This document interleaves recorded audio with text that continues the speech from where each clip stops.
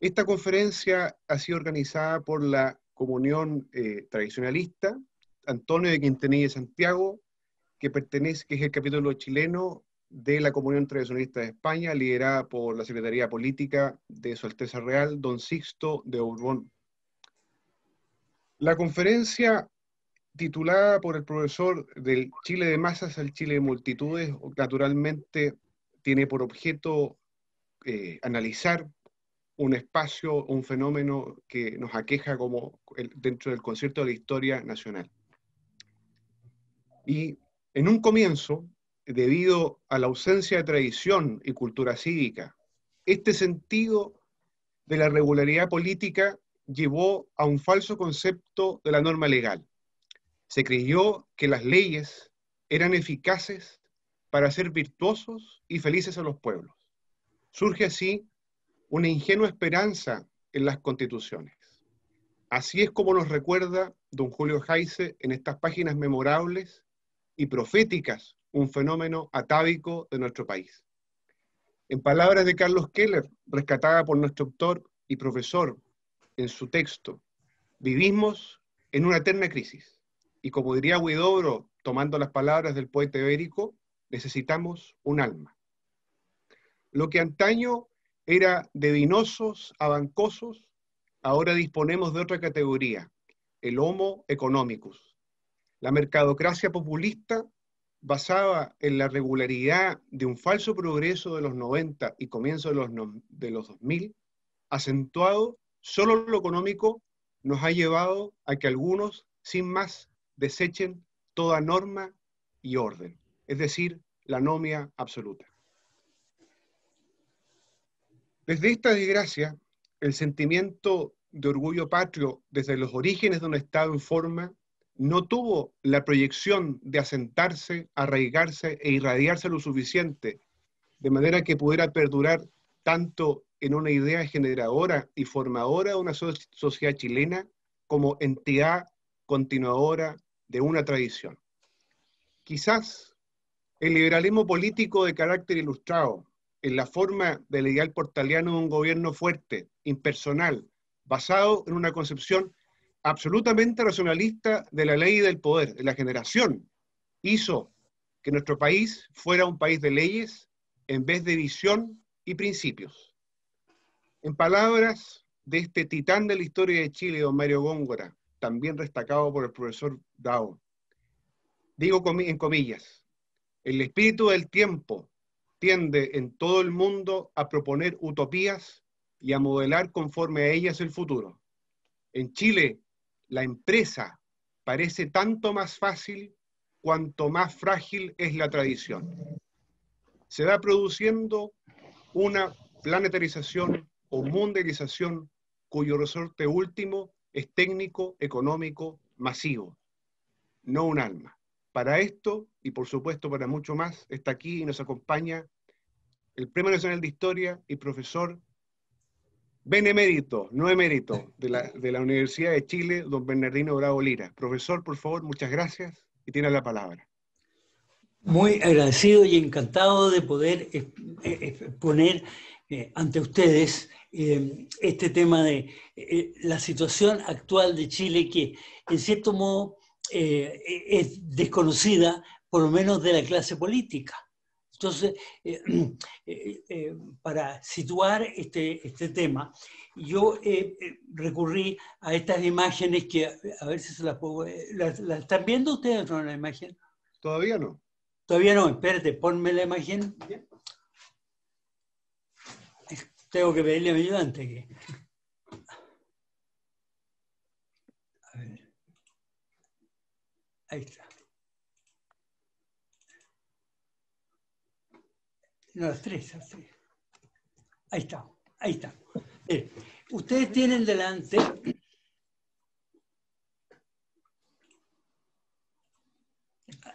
Esto, ahí estamos bien. Bien, es simplemente un recurso para mantener el hilo de la explicación. Pero estas tres portadas que ven ustedes corresponden a tres libros que han demorado mucho en lanzarse, incluso que no se han lanzado. son una primicia. El del ejército se lanzó la semana pasada, una cosa así. Estaba preparado desde antes. El del derecho hispánico lo hizo el Tribunal Constitucional y todavía no está en el mercado. A pesar de que ya se lanzó en España, y en fin, yo asistí al lanzamiento en España, no soy autor de ese libro, simplemente me invitaron al lanzamiento en Chile y en España, pero en Chile no circula todavía, yo no llego a entender por qué. Y segundo, el del ejército acaba de salir ahora, estaba elaborado hace bastante tiempo, está hecho por a ver, ¿cómo se llama? La Academia de Historia Militar. El tercero también apareció el año pasado, se llama Pinceladas Históricas y trata de lo que hay de más y de menos en la historia reciente de Chile, 1818-1828. Tampoco está en circulación, o sea que estoy compartiendo con ustedes lo que quieras o no se quiera, es una primicia. Lo único que no es una primicia y que es una respuesta y que podríamos decir un aporte decisivo a entender el paso del Chile de masa al Chile de multitudes, es un trabajo publicado en la revista de Historia del Derecho, no se alcanza a ver ahí, pero el año 1990 al 2000. Y se titula El Estado de... un segundo. Se titula El Estado en Europa e Iberoamérica durante la Edad Moderna. La estatalización y sus etapas, de los oficios del príncipe a las oficinas del Estado. Bueno, este trabajo muestra el ocaso del Estado decimonónico y la incapacidad de la clase dirigente para darse cuenta de que ellos viven en una galaxia que desapareció ya. O sea, ellos son sobrevivientes de una mentalidad del siglo XIX que es lo único que ellos conocen.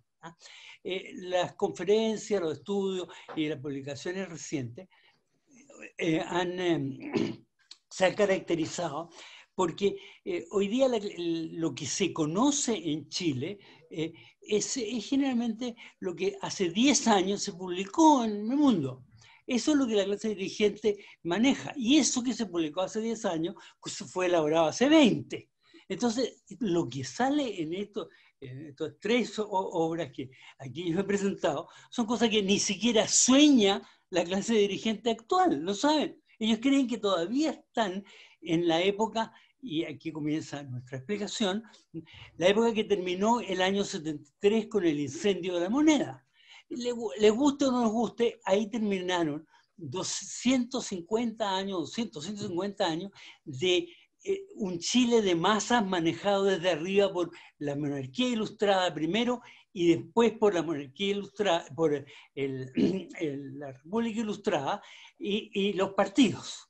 Entonces, desde 1746, si quieren ustedes, comienza la política borbónica de modernización que ha hecho el Chile actual. Y esa política de modernización comienza con la fundación de nada menos que cerca de 100 ciudades iniciadas a mitad del siglo XVIII y terminada en la época de O'Higgins, del segundo O'Higgins. Entonces, desde entonces, la historia de América y la historia de Chile también transcurre sobre la base de una modernización impulsada desde arriba por la monarquía primero y la clase dirigente. Luego, cuando viene la independencia, Portales restablece el gobierno respetable y respetado y se reanuda esta modernización desde arriba. Todo lo que hace Portales y lo que hace Montt, sobre todo en Montt llega a su apogeo, es la modernización desde arriba. Cuando después de Montt aparecen los partidos siguen en la modernización desde arriba. Y cuando se quema la moneda es porque esto se agotó. No es una estimación, una aproximación. Aquí empezamos a tomar, digamos, el pulso a la realidad. Y para eso yo prácticamente todo lo que voy a decir será apoyado en los autores que en Chile nadie lee, decía Bello. Es la pura verdad. La gente no ha leído ni las cosas antiguas ni las cosas nuevas. Se quedaron hace 20 o 30 años y por ejemplo, en tiempos de Heise, que ahora se citó, bueno, siguieron ahí nomás, y creen que eso es definitivo. Y se encuentran con que el Chile de ahora no responde a una modernización desde arriba. ¿Por qué puedo afirmarlo con tanta certeza? Porque el mejor historiador de Chile y uno de los mejores historiadores americanos, que se llama Góngora, comparó el bombardeo de la moneda con el estallido de la guerra civil española. Y la comparación no es una comparación libresca. Él estaba en España el año 36 cuando estalló la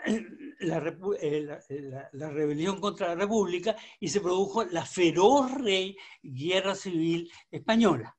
Entonces, él ha escrito, no yo, él ha escrito que la situación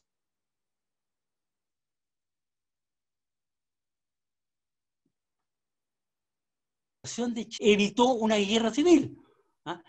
Y él como España en el año 36 a punto de estallar una guerra civil.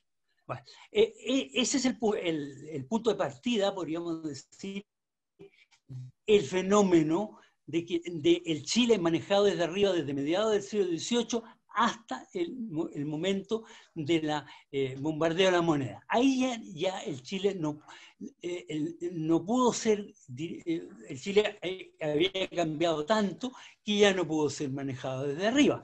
Y la situación en que nos encontramos en este momento es porque todavía hay gente que cree que puede manejar el Chile desde arriba y desconoce que el Chile del siglo XX se ha autoorganizado desde operarios hasta empresarios. Y eso no cuenta, ¿no? Institucionalmente se sigue tratando de gobernar con un presidente, con un parlamento, con unas elecciones, con una votación, con unos partidos y con un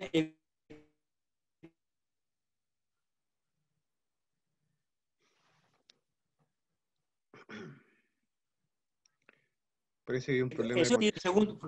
Por eso es que estamos en Chile de multitudes, porque la gente no vota. La votación más alta que se ha obtenido desde el año 73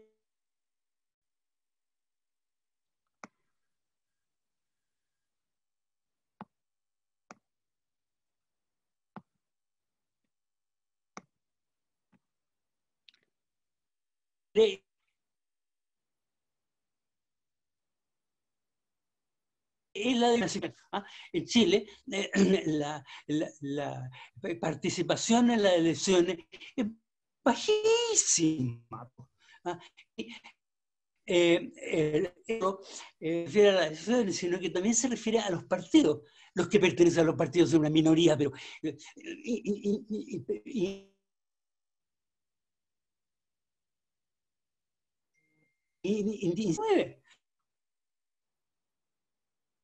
y de apunte nadie, entonces sabe. Entonces, la situación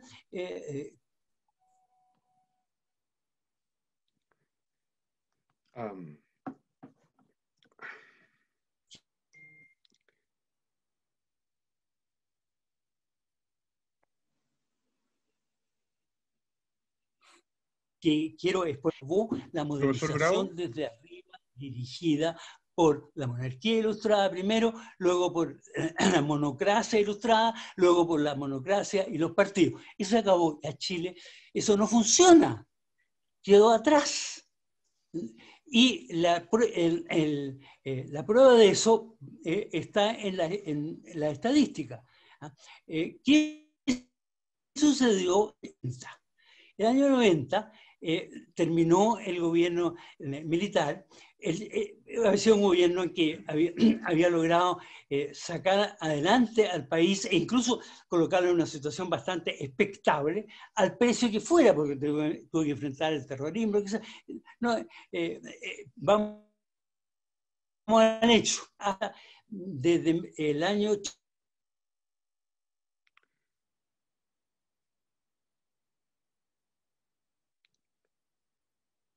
80 hasta el año, volví a ser más que los partidos, la misma clase dirigente que había fracasado el año en 73, es la que volvió el año 90.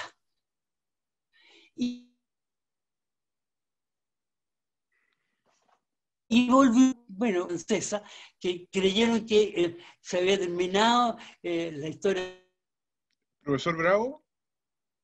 de la revolución. ¿Se oye? Sí, no, profesor, un momento, disculpe que le interrumpa, por favor. No, La conexión no pasa nada. sí, la conexión está en su computador, es muy deficiente. No sé si el ayudante, por favor, puede intervenir o bien desactiva la cámara para que quede solo el audio porque se está escuchando cortada la conferencia, por favor. Ya. Varias veces me ha pasado. Sí. Esperamos con paciencia, no se preocupe. A ver.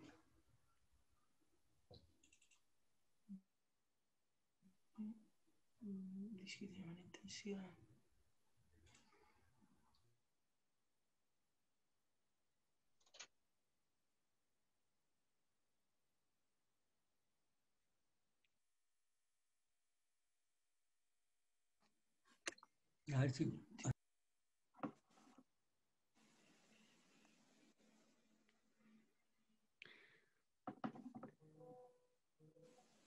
Invito a los asistentes que son más millennial, por favor, a que desactiven también el sistema de la cámara, para que también la conexión no tenga inconveniente, porque yo sé que a lo mejor son más versados en apagar y desactivar la cámara.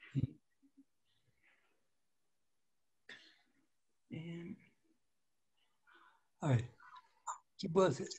Ellos deberían estarlo escuchando. ¿Me escuchan bien ahora? Escuchamos perfecto. Perfecto, ya, eso es lo que yo quería, eso es lo importante. Bueno, nuestra exposición comienza con el paso del Chile de masa al Chile de multitudes. Eso no lo hizo nadie, ni papelito, ni parlamento, ni golpe de Estado, ni nada. El país cambió, pues.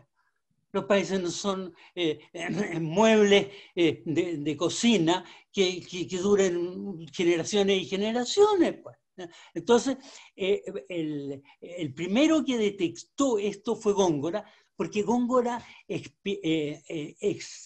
extendió la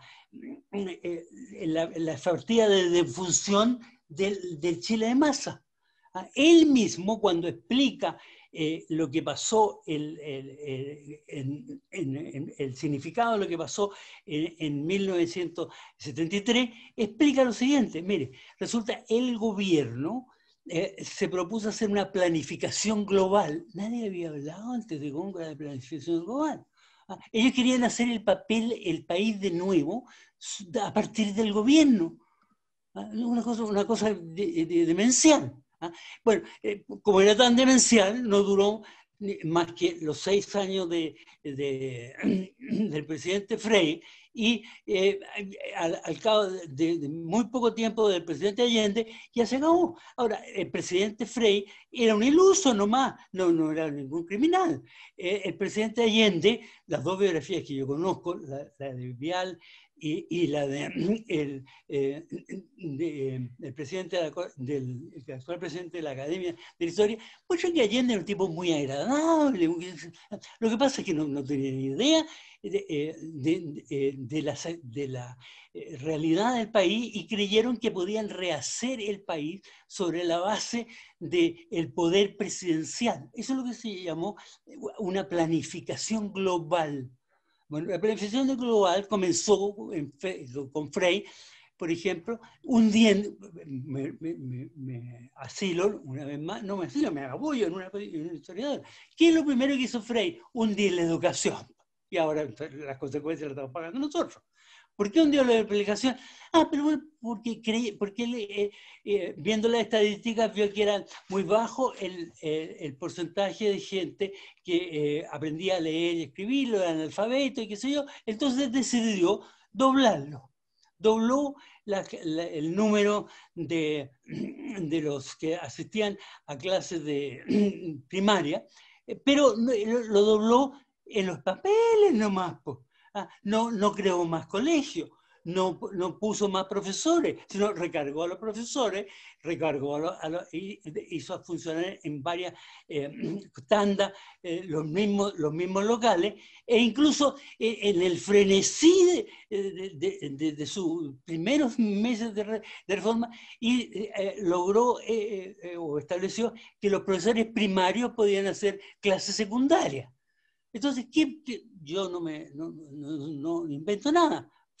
Ya habla de la brutal caída de la educación. Eso es lo que estamos pagando ahora. O sea, se dobló el número de escolares. Pero hoy día la estadística misma nos muestra que los escolares que aprenden las primeras letras saben leer, pero no entienden los letreros de las calles. 43% no entienden los letreros de las calles. Entonces, la brutal caída de la educación no es un mito de Vial. Eso lo percibió Vial, lo estudió y trabajó enormemente por solucionarlo. Hoy día en Chile, aparte de Brunner, casi nadie es consciente de la brutal caída de la educación.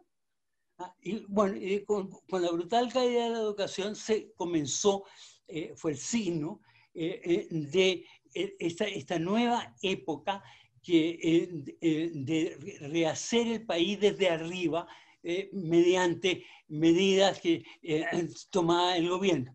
¿Cómo se pudo hacer eso? Porque el gobierno utilizó el aparato paraestatal, las instituciones paraestatales, no solo los ministros, el aparato estatal, sino que también todas las instituciones paraestatales para tratar de rehacer el país desde arriba de acuerdo a unas ideales o qué sé yo, que él creía que en 6 años iba a hacer y con eso iba a derrotar el comunismo para siempre.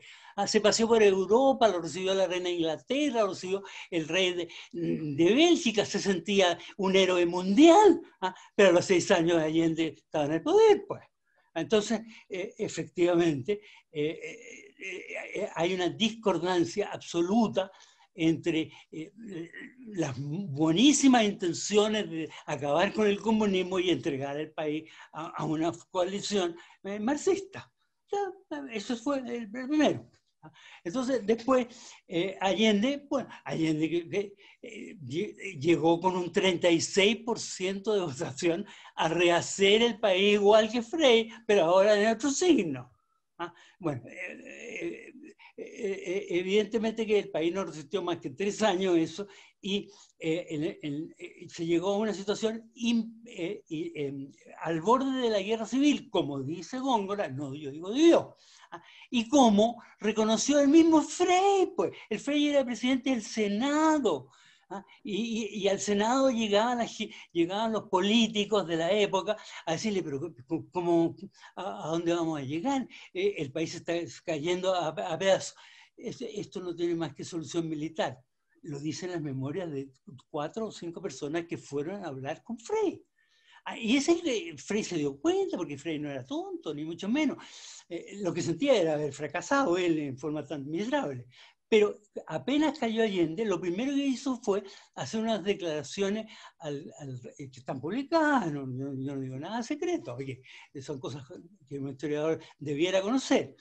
Hizo unas declaraciones a la prensa española diciendo que la deposición de Allende correspondía al principio rex eris y recte facia, si non facia non eri, o sea, viva el rey, muere el mal gobierno. Fue depuesto por el mal gobierno, pues si los hispanoamericanos no estamos acostumbrados al mal gobierno, y por eso lo votamos todos los días, porque como no hay bueno, hay que votar el que está presente nomás, porque no se puede hacer otra cosa. Entonces, el carrusel de constituciones que hay en América, el carrusel de dictaduras que hay en América, el carrusel de presidentes que hay en América en los últimos 200 años, desde el año 1810, obedece a eso, que los hispanoamericanos estamos acostumbrados al buen gobierno. Y cuando no hay buen gobierno, bueno, no estamos dispuestos a soportar, como soportan, por ejemplo, los hispanoeuropeos. Los hispanoeuropeos son capaces, los portugueses y los españoles son capaces de soportar los gobiernos más pésimos. Los hispanoamericanos no dan ni tiempo a los gobiernos para ser pésimos, porque ya basta aunque sean pésimos para que los voten. Entonces, esa situación y esa mentalidad la hizo presente Frey, él mismo, en una autodeclaración que hizo ante el ABC. Después empezaron los cubileteos, porque Frey creía que le iban a entregar el gobierno a él, porque era el presidente del Senado, el que le tocaba. Bueno, el hecho es que, no voy a entrar en más detalle, ¿no? Pero efectivamente, en ese momento, la clase dirigente chilena perdió el control del Estado, y entonces, del gobierno, mejor. Y hubo un gobierno militar que consiguió sacar el país adelante y llevarlo a una altura que no lo había llevado ningún gobierno desde tiempos de Portales en adelante. Y dejó el gobierno en manos de los partidos, de la clase política de siempre. Y la clase política de siempre no fue capaz, esto lo dice últimamente un autor reciente, me perdonarán que no me... bueno, la clase volvió con el programa de restablecer la Constitución. La Constitución, restablecer los partidos, restablecer el Parlamento y restablecer las elecciones. ¿Y qué pasó? Que los chilenos ni votaron, ni pertenecieron al partido, ni llevaban de apunta al Parlamento. Entonces hemos tenido, desde que se restableció el Parlamento, un Parlamento sin pueblo, unas elecciones sin pueblo, y unos partidos sin militantes. Entonces, ¿qué discurrió la clase política? Porque ella tenía que, como meta, restablecer estas tres instituciones, yo lo llamaría aditamentos estatales del siglo XIX. La obsesión de ellos era que hubiera de nuevo partido, hubiera de nuevo elecciones, hubiera de nuevo parlamento. Hasta le construyeron un parlamento y todo lo demás, pero es mucho más fácil construir un edificio que hacer andar un parlamento en un país donde la gente no había ni de apunte. Entonces, ¿qué pasó? Que la clase dirigente que tomó el poder después de terminar el gobierno de Pinochet discurrió entonces que tenían que financiar ellos, los partidos tenían que financiar las elecciones y tenían que financiar el Parlamento. Entonces, ahora tenemos los parlamentarios, los senadores, pasaron a ser la gente de las rentas más poderosas que había en Chile. Competían con empresarios de segunda y a veces con de primera. Encima se les pagó indemnizaciones a los que habían sido despedidos en el régimen militar, y a muchos que no habían sido despedidos, pero que les certificaban los senadores de la época de que habían sido despedidos, llamaban los exonerados. Bueno, fue el festín de los que habían estado fuera del gobierno 16 años, desde el año 73, y ellos entonces creyeron que había que inyectar dinero a estas empresas deficitarias que eran las elecciones, que eran los partidos y que era el Parlamento. Y entonces le pusieron remuneración a los parlamentarios, remuneración a los partidos por los votos que obtenían. Y le pusieron también remuneración a los partidos y a las elecciones y al Parlamento. Entonces, ¿qué pasó? Que se llegó a la situación vial. Una vez más, yo me apoyo en los autores que saben, y me apoyo en los autores, yo no invento nada. Vial se dio cuenta perfectamente que lo que se hacía en Chile era que en un país donde los que no pertenecían a los partidos, los que no votaban y los que no llegaban de apuntar al Parlamento tenían que financiar el Parlamento, las elecciones y los partidos. Miren qué cosa más linda. Una persona que no tenía nada que ver con los partidos, tiene que financiarlo, porque hay que financiar los partidos, porque si no hay partidos no había régimen democrático, como lo quisieran llamar. Pero hemos vivido largamente con partidos sin pueblo, con parlamentos sin pueblo y con elecciones sin pueblo.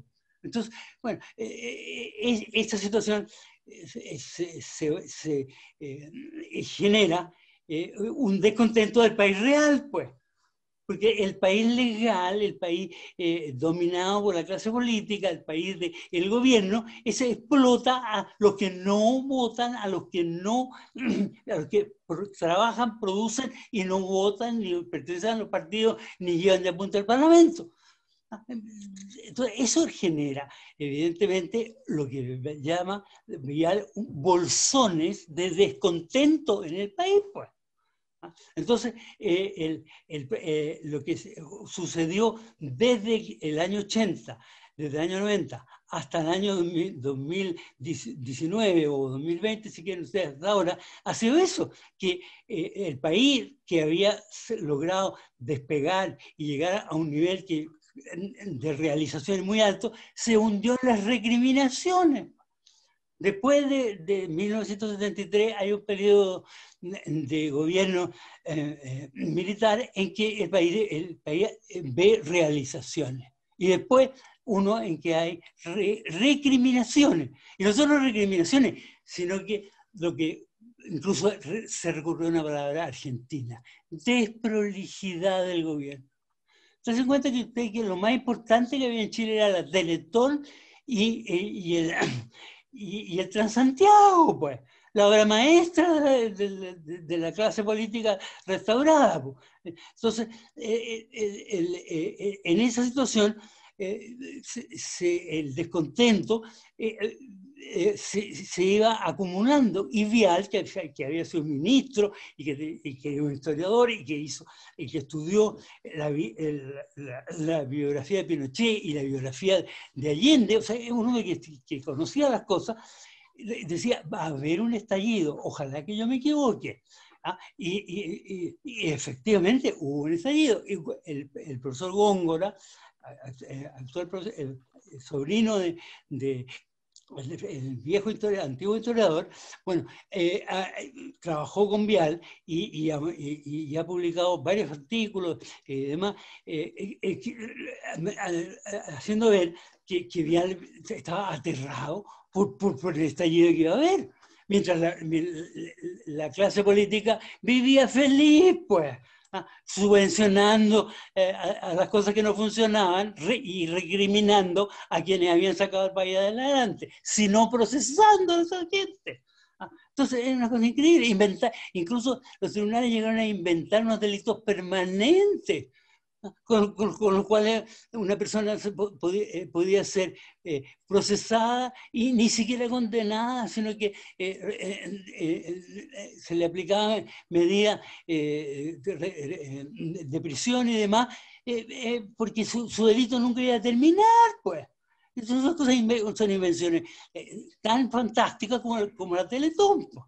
Entonces, el país de la Teletón y del Transantiago, bueno, ese país tenía que, por lo menos Vial se dio cuenta, que no solo Vial, mucha gente. ¿Ah? Bueno, hubo algunos que, voy abreviando porque pasa el tiempo, ¿no? Que algunos que se llegaron a dar cuenta de eso ahora, el año 2018. Cuando los estudiantes bloquearon la prueba de admisión a las universidades, bueno, se pudo leer en el Mercurio al ex rector de la Universidad de Chile, que decía que hemos llegado a un punto intolerable. O sea, hemos llegado ya al punto. Y el mismo día, en un diario matutino, publicaba un político, lo mismo, hemos llegado a un punto que ya no tiene arreglo. Si los propios estudiantes bloquean la prueba de admisión académica, bueno, entonces hemos topado. Y entonces, ¿qué dijo el rector de la Universidad de Chile? ¿Y qué dijo Tironi, el otro, en el Mercurio, ese mismo día o el día siguiente? Unidad nacional. Si aquí lo que hace falta es unidad nacional, hay que sacar este país adelante. No se puede seguir en esta farándula. Y esta farándula que es tan costosa. Que en lugar de soluciones se crean problemas como el Transantiago. El rector de la Universidad de Chile dijo que la universidad iba a ser un nuevo Transantiago, pues. Y Chile es el país del Transantiago. Tengan en cuenta que el presidente de la Asociación de Empresarios, le dijo en su cara a la presidenta de la República que estábamos cansados de prolijidades, pues. Se lo dijo en su cara. Palabra argentina, la de prolijidad, porque en Chile no se conocía. Bueno, entonces, la época de las realizaciones, que empezó en 1980 y llegó hasta el 90, se convirtió en la época de las recriminaciones. Todo esto está escrito, está publicado y demás. Y lo único que se hablaba de los horrores del gobierno anterior, pero no se hablaba de las realizaciones del gobierno anterior. Pues eso sí que no, se disfrutaba de ella, pero no se hablaba. Y Vial denunció, por supuesto, los abusos y extremos del gobierno militar, pero no desconoció que el país había salido adelante. Y en cambio, en la época de las recriminaciones, todo eran museos de la memoria, cosas por el estilo, y además los presidentes hicieron lo que pudieron, pero la verdad es que pudieron poco. Date cuenta que un presidente decía que los defectos de la democracia se curan con más democracia. Una homeopatía fantástica. Y el otro presidente decía que en Chile las instituciones funcionan y él pagaba a los ministros por debajo. Al margen de la ley no sabía dónde salía la plata, pero los ministros recibían en billetes, ni siquiera cheques. Bueno, las instituciones funcionaban en este país, claro, funcionaban para los que están arriba. Y Vial entonces advertía, él tenía una columna en La Tercera, tenía la revista ¿Qué pasa? Y qué más. Estoy nombrando Vial porque no puedo nombrar a todos los que se daban cuenta de que el país había alcanzado un nivel bastante alto que nunca había tenido, pero que estaba más descontento que nunca. Estábamos mejor, pero más descontentos. Entonces, no se dieron cuenta, esta de la clase política no se dio cuenta de eso, y siguió inyectando dinero para hacer funcionar a las elecciones, para hacer funcionar a los partidos, para hacer funcionar al Parlamento. Y con eso, bueno, vino el estallido. Después, bueno, entonces el dictamen que uno puede hacer después de examinar así, yo he hecho me refiero a 4 pinceladas, ¿no? ¿Por qué? Porque yo concebí esta exposición como los críticos de arte. Los críticos de arte no son artistas, pero ellos señalan los méritos de las obras literarias, los méritos de las esculturas, las pinturas, la arquitectura. ¿Ah? Y ellos no son ni arquitectos, ni pintores, ni nada. Bueno, así también los historiadores, nosotros no somos ni políticos, ni pertenecemos a la clase dirigente, ni ningún que maneja el país y que disfruta del poder y las ventajas de los sueldos fiscales y demás cosas, ¿no? Nosotros no somos de eso, simplemente nos limitamos a examinar lo que pasa. Y ahí está uno de los textos que usted no se alcanzó a ver, ¿eh? Pero es un texto que hecho por un joven estudiante de Derecho que hizo su memoria mostrando el ocaso de la contraposición Estado-sociedad en Europa y en Chile. Eso no lo ha leído ni nadie de la clase dirigente de hoy día. Es una memoria que está publicada. Porque en Chile nadie lee, según decía ya en su tiempo Bello. ¿Ah? Entonces, el problema fue ese. ¿Ah? El país se transformó bajo el régimen militar y volvió la clase política que no había olvidado nada, ni había aprendido nada, a tratar de relanzar 3 instituciones que estaban muertas ya, que eran del siglo XIX. Entonces, digamos, el estallido que la gente que entendía, que esto iba a estallar. Las palabras de Vial son impresionantes y no son una palabra suelta. Vial dejó el gobierno militar, participó en las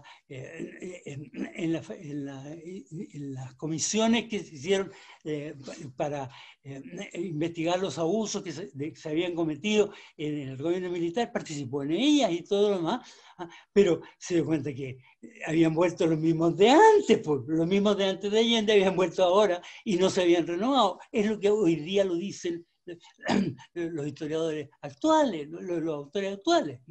Esa es la situación actual.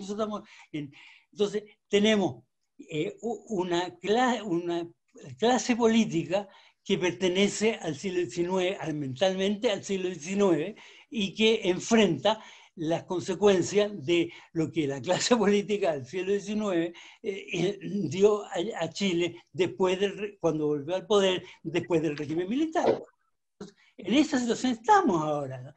Los que creen que vamos a salir de esa situación haciendo plebiscito o haciendo papelito, están en la luna. O sea, lo que hay que hacer es solucionar el problema del país. ¿Y cuáles son los problemas del país? Si se saben, la educación y la familia, porque sin la familia no hay educación. Vean ustedes las estadísticas y todo lo demás. Vean los llamados juzgados de familia. Son los más concurridos y los problemas son espantosos y los jueces y las juezas no hay que hacerse. Bueno, entonces eso es lo que hay que atacar, o sea, la educación, la familia y la judicatura también, pues, porque recordemos lo que decía Portales, pero fíjense ustedes que lo que son las cosas.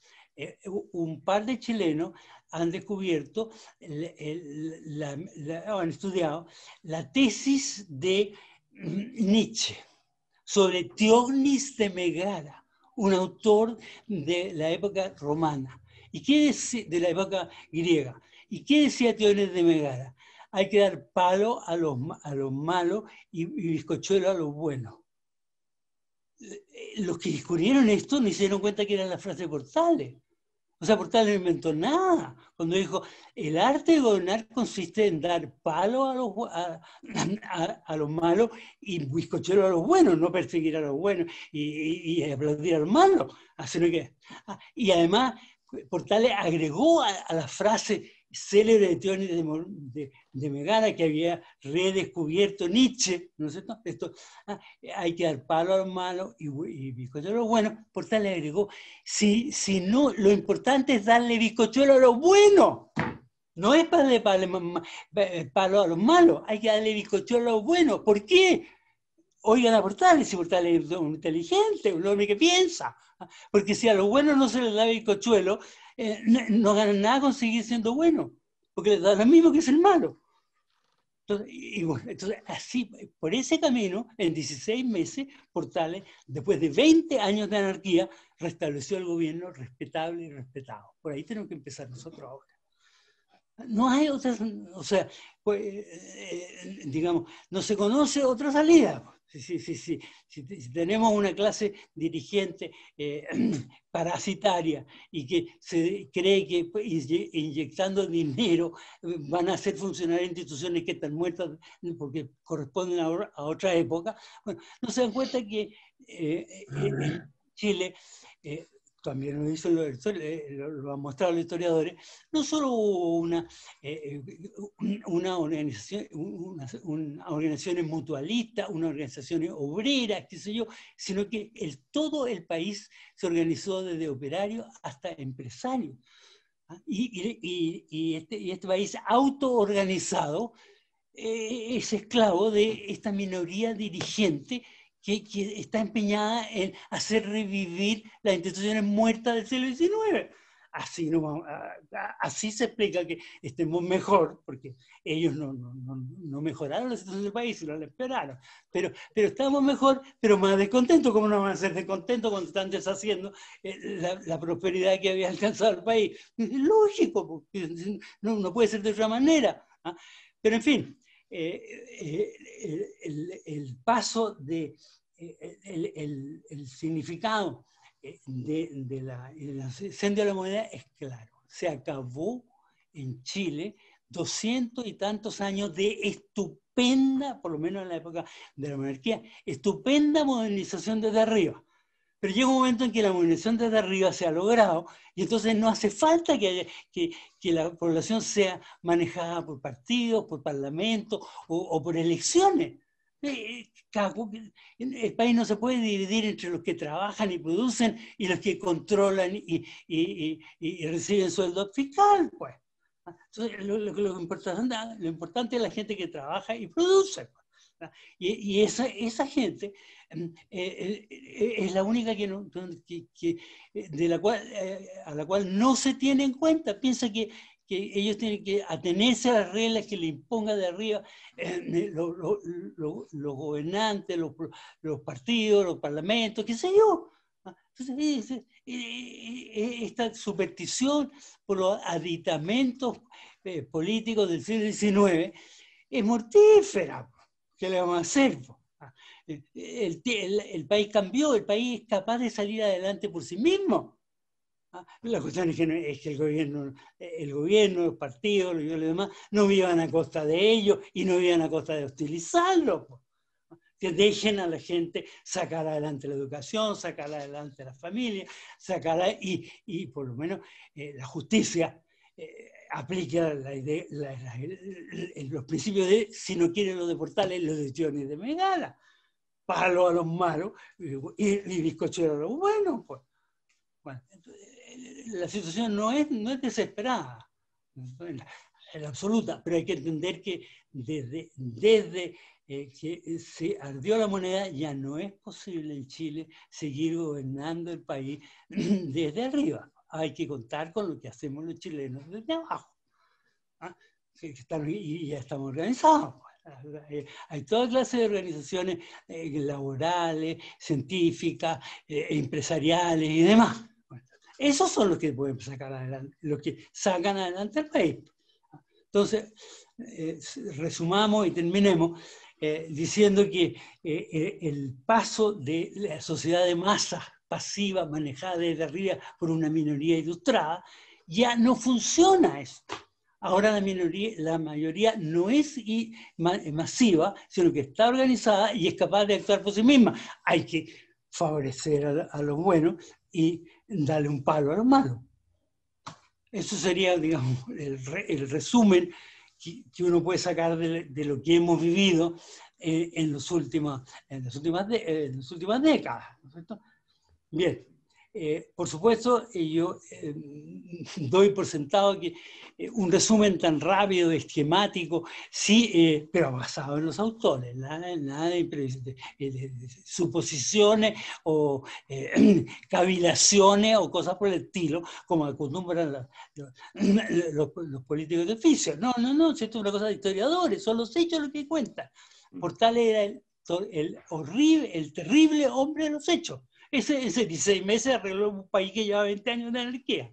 A ver, por ahí es por donde hay que buscar la solución, porque la sociedad cambió, pues. El Chile cambió, el Chile de la masa se acabó, no es dócil y ni puede ser manejado por un parlamento, por unos partidos y por unas elecciones, y unos plebiscitos y por unos papeles que son ridículos. La última palabra, para terminar esto, la voy a... Yo repito lo que dice la gente que sabe, es todo mi saber. Bello dijo, hay dos constituciones, la constitución real, viva, del país, y la constitución de papel. Ahora, la constitución de papel, él mismo advirtió, no es capaz de transformar el país. En cambio, lo que puede hacerse es adaptarse a la constitución real. Entonces, pensar que con un papelito se va a callar el descontento muy fundado de muchos que han quedado arrinconados, y se va a solucionar la explotación del país por la clase política, se va a solucionar con un papelito, o con una elección, o con una votación. Es música celestial, pues mi viejo. Si lo que hay que hacer es solucionar los problemas y no hacer papelitos, no hacer papelitos no pueden cambiar la realidad, lo dice Bello. Y bueno, volveré a citar a Portales. Portales dice que las constituciones no son ni buenas ni malas. Todo depende del resorte principal de la máquina, o sea, de solucionar los problemas, no de los papelitos. Bueno, quedemos aquí porque yo creo que... Bien. Ustedes tienen la oportunidad, o por lo menos si quieren tener el gusto, profesor o el ayudante. Pregunta. Sí, profesor o el ayudante, si puede conectar la cámara del profesor, por favor. ¿Ya? A ver. Ahí estamos. Bien, perfecto. Profesor, sí, tenemos la modalidad de preguntas, pero muchas gracias por excelente conferencia, muchísimas gracias, pero la modalidad de preguntas va a ser en el siguiente orden. Las personas que quieran preguntar, por favor, tienen que inscribirse en el chat abierto de la sesión. Yo voy a ver en el orden, la persona se va a señalar y yo le voy a abrir el micrófono, por favor. ¿Ya? Para que vamos con solamente orden. así. ¿Ya? Y naturalmente se presenta, obviamente, como corresponde y puede hacer la pregunta y dispone de 1 minuto y medio para hacerlo. Así que, por favor, quien quiera hablar o hacer uso de la palabra, por favor, me avisa.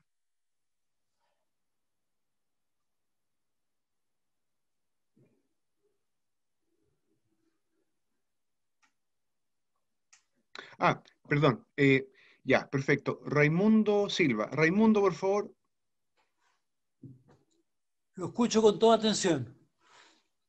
Está en silencio todavía tu micrófono, Raimundo.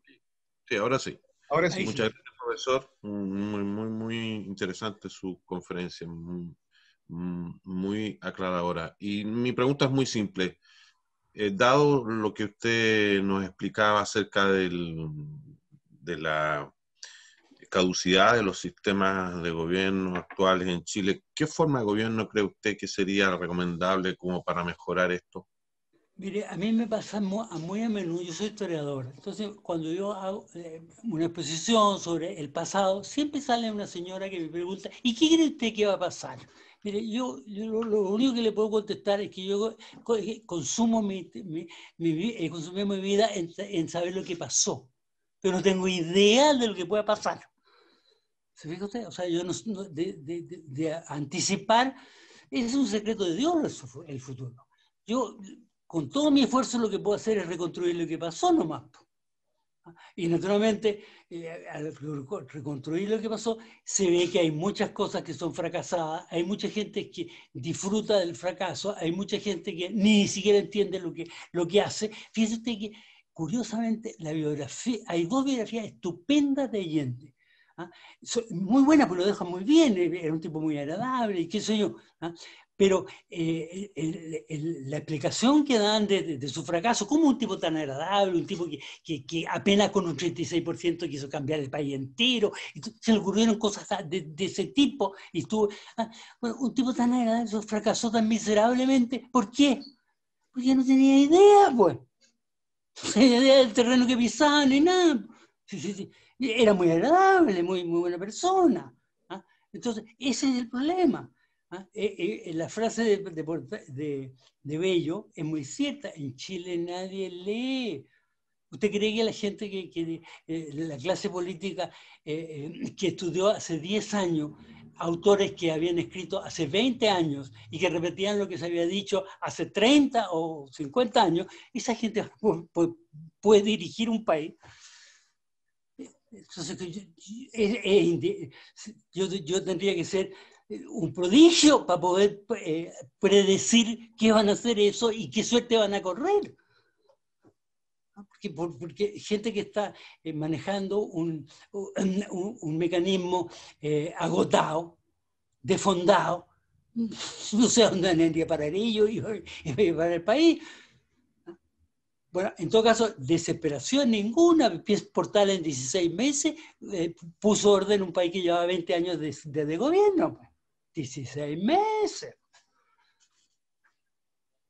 Entonces, lo único que le puedo decir yo es que si se siguiera lo que dijo el rector de la Universidad de Chile, lo que dijo Tironi, cuando los estudiantes bloquearon la prueba, no se puede, esto ya es el tope. Entonces, lo que hay que hacer es unidad nacional y atacar los problemas reales que tiene el país, y no dedicarse a reconstituir instituciones decimonónicas que están muertas y subvencionarlas para que todavía den la apariencia de vida. Eso es una cosa demencial, eso. Pero, ¿qué va a suceder? ¿Se van a dar cuenta esa gente? ¿Va a botar la esponja? No sé, eso no puedo saber yo. Bien, parece que claramente no lo hicieron, profesor, y no lo van a hacer. Bueno, hay una pregunta de Gonzalo Vázquez. Gonzalo, por favor, 1 minuto y medio. ¿Dónde está don Gonzalo? Que no lo veo. Ahí está, Ahí Gonzalo. está, don Gonzalo. Aquí. Tú eres su orden. Perdón la demora. Don Bernardino, buenas tardes. Una pregunta. Lo que usted ha planteado, en el fondo, que de alguna manera los canales habituales de poder, como los partidos políticos, han perdido su capacidad, la capacidad que tenían para controlar a las masas. Eso, por una parte, nos puede llevar a la ilusión, o a pensar de que de alguna manera el hombre las masas son más libres, más soberanas. Me pregunto, ¿no será que en realidad se han modificado los canales a través de los cuales quienes detentan el poder pueden efectivamente seguir controlando las masas? No sé, por ejemplo, a través de medios de influir más sutilmente en el pensamiento, le hace los instrumentos de la cultura, televisión, cine, música, publicidad, en fin. Y que en realidad las masas, en cuanto a tales, sigan más. Hay algunas personas como hoy día el escritor Juan Manuel de Prada en España, que suele hablar de las masas cretinizadas, como de alguna forma diciendo que están más dominadas todavía que hace 100 o 200 años, ¿no? En fin, eso le quiero preguntar su opinión al respecto. Mire, yo le diría una cosa. Los partidos y el Parlamento jamás manejaron a nadie. O sea, ellos manejaron el país, pero la pobre gente no tenía nada que ver con eso. Y los partidos tenían una cierta representatividad cuando nacieron en 1860, porque eran de un puñado de gente. Pero mientras más crecían los partidos, menos manejo tenían de la población del país. El problema es el desfondamiento de los partidos, el desfondamiento, si no es que sea malo el Parlamento, Es anacrónico. No es que los partidos sean malos, son anacrónicos, ya no pueden cumplir ningún papel. No es que sean unos enemigos ni partidarios, se acabó nomás. Pues, si estamos en el Chile de las multitudes operan por sí mismas ahora. ¿Te fijas? Entonces están organizadas. Hay una red inmensa de organizaciones. Entonces, ese es el país real. Entonces, el país decimonónico es una caricatura. Fue siempre una caricatura, pero operó mientras podía manejarse el país por una minoría ilustrada, pero ahora son una minoría sin ilustrar, además, y anacrónica. Entonces, en el país no pesan para nada. El país real, me refiero. Sí. Bien. La siguiente persona es don Arturo Salazar, por favor. Tiene 1 minuto y medio. Don Arturo, ¿dónde está usted, don Arturo? Pues, ahí está. Don No se le Arturo. oye, don Arturo. Ponga el audio, por favor. Ahí sí. Ahora sí. Muchas gracias, profesor, por su gran exposición. Tengo una pregunta. Usted ha hablado bastante del equivalente al gobierno portaliano, pero ¿cómo sería según usted, un gobierno portaliano actual para salir de la crisis que estamos viviendo, especialmente a partir del 18 de octubre? Bueno, usted me hace una pregunta imposible, porque es para el futuro. Yo lo que sé es que Portales resolvió el asunto en 20 años, en 16 meses. Y que él mismo dijo, no sabía, él sabía muchas cosas. ¿No? Por ejemplo, dijo que los buenos jueces hacen buenas las malas leyes. Fíjese, ¿qué cambio sería en este país? Y cuando lo dijo, fue reprochando porque los jueces de la monarquía hacían buenas las malas leyes y los jueces de la república no son capaces. Y por lo menos ha llegado un momento que ya no son capaces de hacer buenas las malas leyes. Bueno, lo mismo, en este momento no corresponde aplicar una receta portaliana. La receta portaliana fue el terrible hombre de los hechos, era para ese tiempo. Lo que sí es que hay que tener en cuenta es que hay que emplear herramientas que sirvan, instituciones que funcionen y demás, y no, digamos, dormirse en la confianza de que la democracia se cura con más democracia o que las instituciones funcionan. Bueno, sí. Con ese tipo de homeopatía no se soluciona nada. Entonces, a ver, lo único que yo le voy a decir, tiene que formar, si se quiere salir de la situación, se necesita gente que sea distinta de la clase política actual, pues. Y que tenga el realismo que tuvo Portales en su tiempo.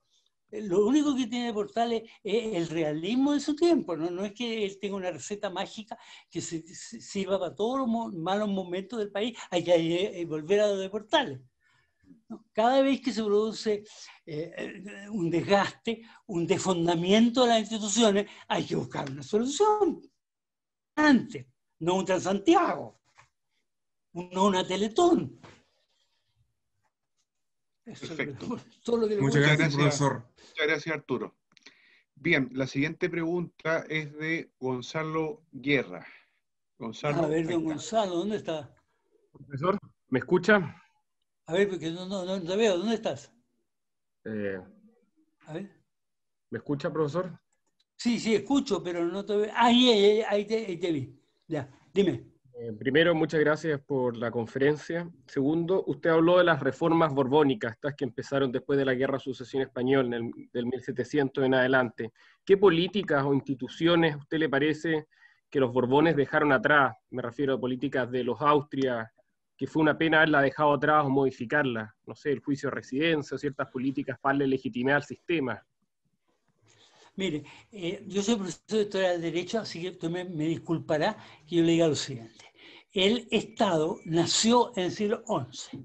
Después se introdujo en América con grandes novedades. Superior, el Estado de los reinos americanos es superior a los reinos europeos, ¿no es cierto? Y que ese Estado, según dicen los historiadores, y tienen razón, formó la patria.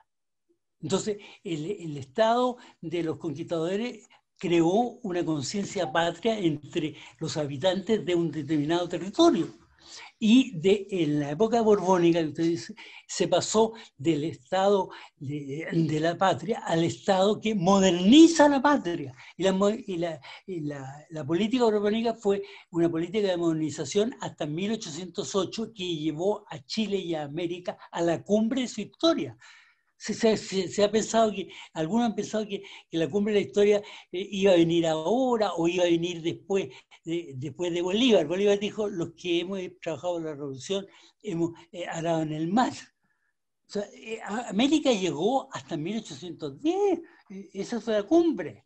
¿Ah? Entonces, lo mismo se puede decir, por ejemplo, de Centro Europa, llegó hasta 1919, hasta la Primera Guerra Mundial. Se desarticuló la monarquía austríaca y esos países recién en 1989 recuperaron, con la caída de la Unión Soviética, recuperaron su situación. Nosotros perdimos después de 1808 la mitad de México, Filipinas, Cuba, Puerto Rico. Entre 1819, en que los yanquis se tomaron Florida, hasta 1898, en que se tomaron Filipinas, Cuba y Puerto Rico, después de haberse tomado México y nosotros. Esa es la época de la independencia americana, a la desarticulación del mundo hispánico, y por lo tanto cae en manos de las grandes potencias. Eso mismo pasó en el centro de Europa. Los historiadores tienen que, digamos, reconstruir lo que pasó. Entonces, la monarquía española era una gran potencia, un Estado de Derecho, y además está en camino de ser un mercado común. La monarquía austríaca lo mismo, era un Estado de Derecho, era una potencia mundial, y eso sí que no estaba en vía de ser, era un mercado común. Y todo eso se acabó cuando se desarticularon. Entonces, una vez más vuelvo a lo mismo, no es que haya recetas que atraviesen la historia y soluciones que en todos los tiempos sirvan. Cada tiempo tiene su problema y requiere su solución. Lo que hicieron los Borbones fue mejorar la situación del país. Por ejemplo, fundar 100 villas para que la gente viviera en el campo y estuviera sumida en la ignorancia, y, entre otras cosas, la política de fundar ciudades, la política de establecer un gobierno manejado por ministros y no por oficiales, en fin. Toda esa política modernizadora, el Estado moderno, el primer ministerio que existió en Chile se creó en 1780 y tanto. Juan de Reyes fue el primer ministro. Y así sucesivamente. Son las reformas que son útiles, son las que se adecúan a las posibilidades y a la situación de los países. Eso es el principio fundamental. En cambio, vivir con los ideales del siglo XIX, bueno, es vivir en otro mundo, vivir en el mundo de las masas, en situaciones que el país es un país de multitudes. Cada multitud tiene sus propias preferencias, y sabe salir adelante y todo lo demás. El gobierno, más que suplantar a la población, tiene que coordinar a la población, tiene que moderar a la población, tiene que canalizar a la población. Eso sería... Perfecto, gracias, profesor. Gracias, Gonzalo. La siguiente persona es don Patricio Millaqueo, que me pidió la palabra también. A ver, don Patricio, ¿dónde está don Patricio? Acá, disculpe, profesor, buenas tardes. Sí, no me veo porque no puedo prender mi cámara. No se preocupe, ya, encantado. Te escuchamos. Dígame. Ya, la pregunta es, bueno, mencionarle de que antes de que sucediera lo del 18 de octubre y estuviéramos sumidos en el debate constitucional, había leído uno de sus libros, la historia, el Estado de Derecho, y claro, después cuando sucede toda esta discusión me hacía mucho eco. Mi pregunta, es claro, por las frases de Portales y el tema de las constituciones escritas, la constitución histórica, me surge la pregunta, en los últimos 50, 60 años, ¿qué político o qué personaje o qué movimiento ha sabido tomar esta crítica hacia los partidos políticos, hacia el sistema electoral, hacia la clase dominante, hacia el sistema de cómo funciona el Congreso Nacional? Y se lo pregunto porque pienso, por ejemplo, en el movimiento que surge en el gobierno de la Unidad Popular, en contra del gobierno de la Unidad Popular, del Frente Nacionalista, Patria y Libertad, y también el postulado que tenía, lo escrito por el profesor también de la Universidad de Chile, Pablo Rodríguez Grez, en el manifiesto nacionalista. No sé si eso es lo que más se acerca a esta crítica que nosotros estudiamos acá. Esa es mi duda. Gracias, Patricio. Yo le voy a decir una cosa que es real, que por un historiador es elemental, ¿ah? Pero que impide poder contestar directamente su pregunta, ¿no? Mire, cualquiera persona es capaz de saber dónde le aprieta el zapato. O sea, saber lo que necesita, lo que quiere, lo que le gusta. ¿Ah? Pero muy pocos son capaces de conseguir eso.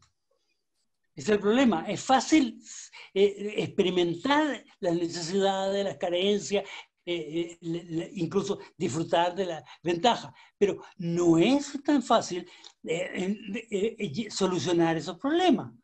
Para los distintos problemas de las distintas épocas tendrá que haber distintas personas. ¿Ah? Entonces, evidentemente que el periodo desde la Revolución del 91 hasta el incendio de la moneda se llama la eterna crisis chilena. Así la llamó, no inventó nada, la inventó Kieler, la eterna crisis chilena. Se vivió buscando algunas soluciones y en ciertos momentos se mejoró la situación, en ciertos momentos se desmejoró, y no siempre por capacidad o incapacidad de los gobernantes o de la población o de la iniciativa del país, sino también por la situación mundial. Entonces, como le digo, una cosa es experimentar las necesidades y otra es tener el conocimiento para solucionar el problema. Perfecto. Profesor, aquí hay una pregunta que me mandaron por escrito. Dice así: ¿cuál fue el mejor momento histórico de Chile para que las organizaciones sociales reemplazaran a los partidos políticos en la dirección y representación? Bueno, yo creo que no hay que reemplazar los partidos políticos, hay que dejarlos morir tranquilos. Y al Parlamento hay que dejarlo morir tranquilo también. Y a las elecciones hay que dejarlo morir tranquilo. Hay que buscar alternativas operantes. Yo creo que no hay que subvencionar. Lo único que yo diría, no subvencionar a los parlamentarios, no subvencionar las elecciones, destinar eso a la gente que está necesitada. Entonces, y destinar esa energía a lo mejor a empresas, a instituciones que se dediquen a mejorar la educación, a mejorar las condiciones de trabajo, qué sé yo. O sea, a la gente, mire, el país no puede dividirse entre los que regulan y controlan y los que trabajan y producen. Quedémonos con los que trabajan y producen, pues. Exacto. Exacto. Aquí hay otra pregunta bastante sucinta que dice: en su opinión, ¿el régimen militar se mantuvo en el poder solo por la fuerza o logró captar el Chile real?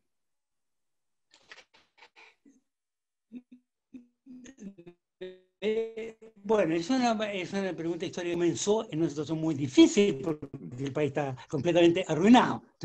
Y naturalmente contó con un respaldo enorme.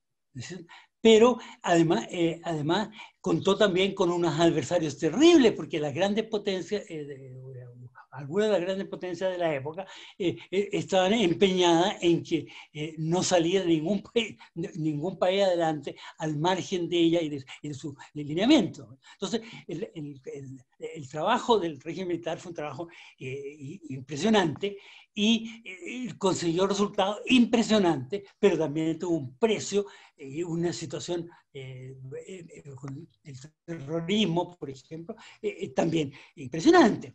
Entonces, hay que saber examinar las cosas como fueron. Hubo muchos horrores, pero se cometían errores por una y por otra parte, y hubo también una ineficacia de la judicatura que realmente deja espantado. Entonces, de ahí hay que sacar lecciones. Pues. Entonces, por eso diría yo que hoy día lo más importante es primero la familia, después la educación y después la judicatura. Ahí es donde hay que poner el arado. Bien.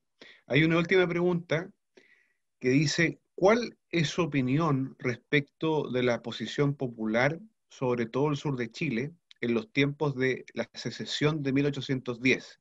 Desde ahí en adelante, ¿podemos pensar en un país, habiendo sido una capitanía española, que se transformó en una colonia anglosajona?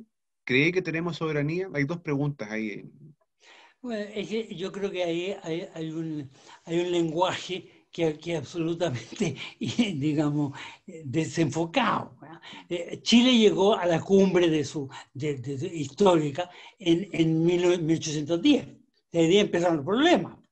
Después se consiguió remontar, pero piensen ustedes que en 1845, Bello, que había muerto Portales, era el mentor de la República Ilustrada, se decía, él y muchos otros, ¿cuándo llegaremos a poder construir de nuevo un edificio como la Moneda? Cuando él dice, todo, esto son palabras de Bello, en 1845, ¿cuándo volveremos al nivel que teníamos en 1810? No solo Chile, América, dice él. Hay que reconocer con rubor que todo lo grande que hay en América en tiempo de los virreyes, no ofender a nadie, dice los virreyes, porque es tiempo de los reyes. Todo lo grande que hizo en América se hizo entonces, y hay que ver el viaje de Humboldt y la descripción de la América hispánica en ese tiempo, en que los yanquis apenas conseguían tener una esclavista a cargo de una república. Porque el Jefferson, el Washington, todo eso, eran unos esclavistas que se defendieron como locos. ¿Ah? En Chile, en toda América hispánica, hay el Código Carolino de 1789, el mismo año que los franceses inventaron unos derechos humanos terribles y degollaron a medio mundo. Bueno, aquí en el Código Carolino les confirmaba, no les concedía a los esclavos ni propiedad, ni poder cambiar de amo, ni educación, ni, en fin, todas las condiciones de persona. Los esclavos eran personas, pues. Y había un código que les confirmó su estatuto, al mismo tiempo que los franceses inventaban uno para todo el mundo y que no sirve para nadie. Exactamente. Exactamente. Tengo entendido que Juan Ignacio Paradenas quiere hacer otra consulta. Juan Ignacio. A ver. Veo que ha tomado vuelo el asunto, ¿eh? Ha tomado bastante vuelo, profesor. Vamos a admitir una pregunta más, después de Juan Ignacio. Buenas tardes, profesor. Un gusto escucharlo. Y mi pregunta va orientada un poco más a la actualidad. Básicamente, siento que su análisis es bastante acertado respecto de las multitudes, pero hoy día estamos viendo una situación distinta, en que no existen multitudes, sino que existen grupúsculos. Entonces, ¿cuál es su apreciación al respecto? ¿Cómo podemos enfrentar esta nueva situación en que ya no existe una multitud, sino que básicamente existen grupos atómicos que operan en base a necesidades propias? No sé, incluso podríamos pensar que están dirigidos. Bueno, yo le diría que no estoy en condiciones de compartir el diagnóstico, es decir, cuál es la situación. Yo lo que creo que, o sea, los que han estudiado este asunto saben que en Chile hay organizaciones obreras, hay organizaciones empresariales, hay organizaciones culturales, hay una nata de instituciones que tienen vida propia además. ¿No? Bueno, segundo, que no me puede pedir a mí, ni no sé quién se lo pueda pedir, que dicte la solución. Lo primero para obtener la solución es saber cuál es el estado de la cuestión y que hay instituciones parasitarias que no solo atornillan al revés, o sea, que no solo no cumplen sus funciones, sino que atornillan al revés, pues. Entonces, ¿cómo va uno a dar soluciones generales para eso? Hay que atacar los problemas donde están, más o menos como los médicos, ¿no? Si aquí hay una inflamación, bueno, hay que tratar de curarla de alguna manera, ¿no? Pero sobre todo hay que apretar en los puntos fundamentales, como ya lo he dicho. Yo opino que son esos tres, pero hay otros más también, ¿no? Pero hay ciertas cosas que son fundamentales. Lo voy a decir en una palabra. Mire, hay un Chile profundo. El Chile profundo es el que cuenta. Entonces, hay que fortalecer el Chile profundo. Esa es la receta. ¿Ah? Y no, imagínense usted, importar soluciones para problemas que no tenemos, o problemas que vamos a tener, o que se espera que se tengan, o qué sé yo. ¿Piensa usted que la mitad de las instituciones oficiales se dedican a cultivar los problemas? Porque si los solucionaran tendrían que irse a la casa ellos. Díganme ustedes, pues. Si esa es la situación, pues. Claro. Y los organismos internacionales viven de cultivar los problemas. Si no, no tendrían estatus diplomático, no tendrían nada. Entonces, lo peor que puede hacer un organismo internacional es solucionar un problema. Se le acabó el negocio. Hay que licenciar.